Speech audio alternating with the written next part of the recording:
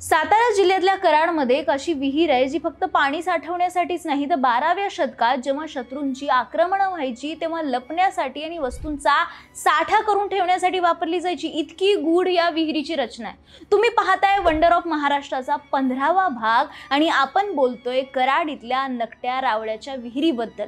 कराड शहराच्या वायव्येला एक टेकडीवरती पंताचा कोट परिसरात ही पाय विहीर आहे। दगड, चुना आणि पांढऱ्या मातीमध्ये ती विहीर बांधली आहे। पंताचा कोट आणि त्या कोट मधील पाण्याच्या पातळीपर्यंत घडीव दगडांच्या प्रशस्त पायऱ्या असलेली ही प्राचीन गूढ विहीर साधारण 41.5 मीटर लांब आहे आणि त्या 30.5 मीटर लांबीचा सोपान मार्ग आणि खाली 11 बाय 11 मीटर चौरसाकृती इतकी खोल विहीर आहे। दगडी प्रवेशद्वार असलेल्या विहिरीमध्ये उतरण्यासाठी 84 पायऱ्या असून आतल्या बाजूला असलेल्या कमानीवरती सुंदर नक्षीकाम केलेलं आहे। 12व्या शतकात शिलाहार राजवटीत ही ऐतिहासिक विहीर बांधण्यात आली होती। 1750 मध्ये विहिरीबाबतची एक नोंद आहे। त्या नोंदीनुसार या विहिरीचा उपयोग केवळ पाणी साठवण्यासाठी नाही तर शत्रूशी लढताना दबा धरून बसण्यासाठी आणि कदाचित महत्त्वाच्या वस्तूंचा साठा करण्यासाठी देखील कोठार म्हणून केला जात असावा।